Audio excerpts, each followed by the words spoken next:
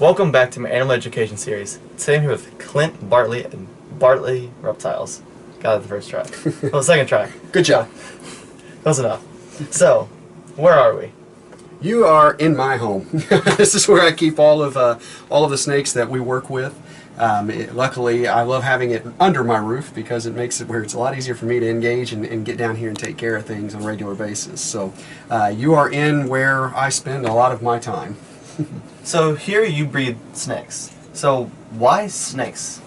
I have been into snakes since I was 6 years old, to be honest with you. And I enjoy reptiles of all, really animals of all sizes, shapes, and colors. But my passion has always been snakes. Those are the ones that I just, for some reason, gravitated to as a child. I would love to say that this was passed down for generations and that my father was a snake lover and his father was a snake lover, but that's not true. My parents weren't really into this, but luckily they supported me in it and never discouraged my love for them. So, about how many snakes do you have now? Over 300. 300 breeders that we keep, and then during the peak season when all the babies have hatched and all that, we're over 1,000. Jeez, that's a lot of snakes. Yeah, yeah. So how long have you been breeding snakes? I got my first snake when I was 6 years old, a local black king snake that I caught, and I have had snakes ever since then. I think I bred for the first time when I was maybe 10 years old, so we're looking at about 27 years that I've been breeding, keeping them a lot longer than that. A lot of experience. Yeah, I mean, a lot of mistakes. Honestly, through the road. We didn't have the internet to be able to Google, all this back then, so it was a lot of trial and error, a lot of reading, a lot of talking to others who were doing it, and just kind of tribal knowledge that gained. So, yeah, a lot of years, and what I love is doing different species of snakes because how to reproduce them, their care, their needs. It's going to be different from species to species, and so learning that's been just incredible. Did you take any courses in school to help yourself learn with genetics or hereditary traits or anything like that? Or did you learn it all outside of school on your own? I will say that I didn't take a specific class that I would say is catered towards this. Mm-hmm. However, the science courses that I took through even middle school, high school, they certainly helped. I think I Punnett squares and stuff. I think I was the only 11-year-old that's doing Punnett squares at home by myself to figure out what I was going to produce with corn snakes. I think that's really where myself and probably a lot of other herpers my age or older kind of cut their teeth were with corn snake mutations. That's where we learned genetics. And whenever you're dealing with 3-4 gene combos at once, you kind of have to map it out to get an idea on what you're looking at and what, I see what to back here, expect. you have a chart of who you got to pair up with. Yeah, whenever there's a lot of species I work with that it's kind of all right, I know that's going to get paired with this, but when we've got 7, 8, 9, 12 different color mutations in a species, it takes some planning. Not only what do we want to create right now, but you really have to think, what do we want to create in 6 years? Because you have to start that now if it's combining different genes together. Because you could have one pair of snakes breed, and then you have those offspring match with offspring of another one, see how those are going to match. Correct. So you could think right now, but then you have no plans for the future. And you kind of plan it out, and you can see well, if I make this now, it may not be the coolest thing, but I can combine it with something else down the road. Absolutely, absolutely. When dealing with a lot of recessive traits, if I breed 2 recessive genes together, the babies are going to come out looking normal. They're not going to look like either of the recessive traits that we're pairing together. However, those babies are going to be heterozygous for both of those genes, meaning they're going to carry those genes. So that's a future project. I'm at least 2 to 3 years away from those producing, and then hopefully getting some visuals of both genes that they're carrying. So it's again, a lot of planning. It's both what do we want to make now and what do we want to make down the road. So once a new snake hatches, about how long does it take to reach sexual maturity before you can breed it? It's going to depend on the species. I will say a lot of colubrids could breed as early as 2 years. Males a little younger, but it's not always recommended. Even if it's kind of just because you can doesn't mean you should type of thing. Yeah. You want to make sure your females are of proper size, proper weight, proper health. However, I mean, there's certain species that you're looking at 5 years before sexual maturity. So it's just really species by species specific. Most of what I work with, I'm comfortable with about the 3-year range is where I feel the females are fully ready to produce. So, what kind of snakes do you work with? Because I don't think I mentioned that yet. No problem. We work with a variety. I'm the kind of guy that I would love to say I specialize in this or this, and we may be heavier in certain areas, but we work with a lot. We have ball pythons to a small degree, but primarily colubrids. I really, really love Asian rat snakes. I have some projects that we partner with a really good friend of mine in Indianapolis by the name of Matt Most. We do Chinese king rat snakes together, as well as black rat snakes, which of course you have a lot of those. Yeah. You're showing me around. You have a lot of black rat snakes. Yeah, I would say, you know, a black rat snake is one of the most commonly found snakes in North America. They seem to be everywhere, right? Sure. Everyone's got them in their backyard, kind of thing. But the different color mutations that Matt and I have partnered to not only get a hold of but work with, it really has. One, I've loved black rat snakes my entire life, but to see a snake that is usually considered so common and routine out there, to see these different colors and to help thrust it into the popularity of the hobby right now is just exciting for us. So you're showing us some of the Asian species over here, and even the normals are super colorful. Absolutely. So then once you start breeding those, and just all the colors and varieties are insane. Yeah, and you know, and it's great. We've been talking about morphs, and morphs are exciting because they aren't normal, right? Yes. It's something unusual. But I will say what has really pulled me to the Asian rat snake species are, to your point, the incredible beauty and colors that they have naturally.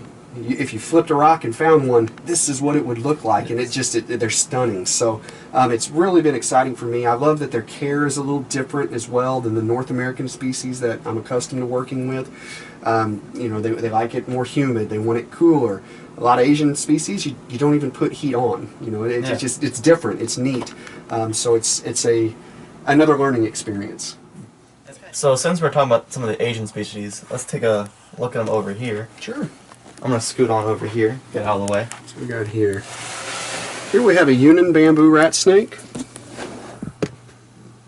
commonly called a poultry. I love the orange on that one. Yeah, and this is about as big as it's going to get.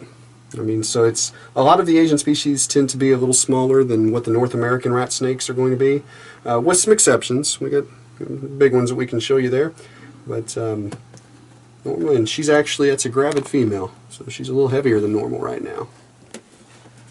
Here, this is an Axanthic Mandarin rat snake. It is a color mutation, so I'll show you a normal one down here in a moment as well.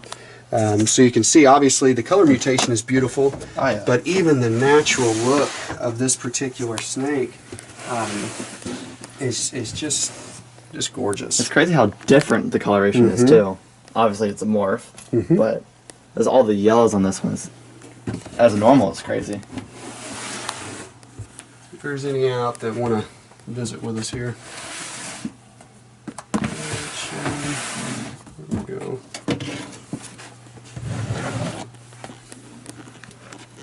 You can see where you can see a little bit of white in between those scales on her. That's because she's full of eggs. So about how many eggs do these rat snakes lay at a time? Again, it'll depend on the species because I would say with some of these, the cock size, what that was, the Thai bamboo rat snake, I've had them lay as few as 2, as many as about 7 or 8, maybe a little more, so it just kind of varies there. But then there's some of the bigger rat snakes that I have one female that she actually laid 2 clutches over here in 1 year, and it was 53 eggs total. So that's a lot of eggs. Yeah, it's going to depend on the species and the age of the female and a lot of factors like that. And I don't think these rat snakes get too large either, so they can't really hold a lot. Right. And again, species by species. Yeah. You know, sometimes they'll surprise you. They'll surprise you with how many eggs they can really hold. When even if it's a younger female, you wouldn't expect to be able to have that kind of room. So, what are some of the snakes that are over here? This is going to be basically everything on this side is going to be a North American species of some sort. A lot of rat snakes, a lot of king snakes.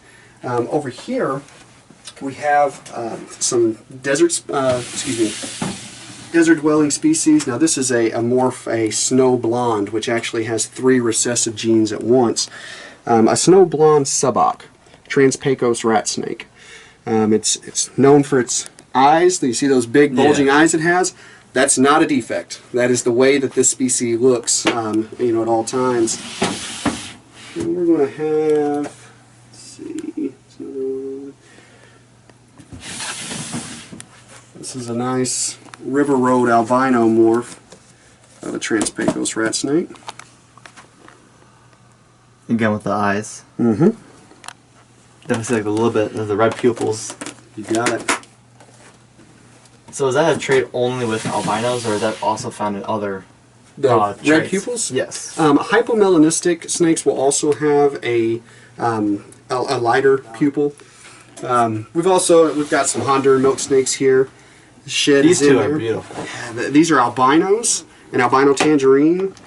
The shed's still in there because a lot of times the female releases pheromones during her first shed after brumation, and that helps trigger the male to breed. So are these the same morph here? Yes, yes. And like, as you guys can see when you got closer up, the one's definitely more white, and then the other one's a lot more yellow. Mm-hmm. So even though it's the same morph, it's still a variation within that. Absolutely, absolutely. And in fact, where you see that kind of creamy white on this one, there are examples where it is crisp white. So I mean, you see kind of the whole gamut there, you know, with those. But to your point, absolutely.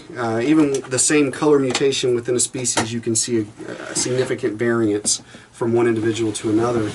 This is a combination of albino and anathoristic. So not only do you have the lack of black pigmentation that we saw below, but we also have a reduced red, you know, in there. Yeah. So you can see this is called a snow. It's super cool to see. Like, again, it's same milk snake, all way different colors. Oh, absolutely, absolutely. What else have we got over here? Let's see. I don't think we showed any of the solid whites. Oh yeah. This is a leucistic Texas rat snake. What's cool about this is typically whenever you hear someone say albino, you think white. Mm-hmm. That's not the case. Albino means lack of black pigmentation, but in reptiles there's generally other colors that they're, you know, still showing at the same time. Leucistic means a lack of pattern. It kind of wipes it all out. And so that's when you get a solid white snake, typically whenever it's a, you know, in snakes in general, is a leucistic. It's a beautiful snake. In fact, I can show you the difference between a leucistic and an albino leucistic. Notice the eyes. Yes. Black eyes, red eyes. A little bit more of a pink hue compared to this. So what color are these snakes naturally? Naturally, they are going to look somewhat similar. It's not the same species, but they look a lot. I don't have a natural here, but naturally they're going to look kind of... Let's set And he's this hiding in the back there. Yeah, let's put her back. They're going to look very similar to that. So it's crazy to think that this, with this certain genetics, can be just purely white. Mm-hmm. Yeah, this was a local, what's now called Midland rat snake. Kind of has a black rat, gray rat influence because of the locality. These are Texas rat snakes, the solid white ones were. So very similar looking, but a little different. So is each tub individually controlled with heat and humidity, or you just kind of like do center humidity and heat in a certain area that needs it more than others? Well, one, But I have no clue how that typically, works. no problem. Typically, each rack is set to the same temperature, and the warmth is going to be on one side of it, so the snake can decide where it wants to be and regulate its own body temperature. Occasionally, I'll have, like for this one, the males I don't have quite as warm at the moment as the females, so sometimes they'll have multiple temperature thermostats set up for the same rack. But then I also adjust what's in it for the species. For example, this bedding is much drier. This is aspen, shredded aspen, where this will hold humidity to a much higher degree. This is peat moss, so basically dirt, right? Also use the cypress mulch for high humidity as well.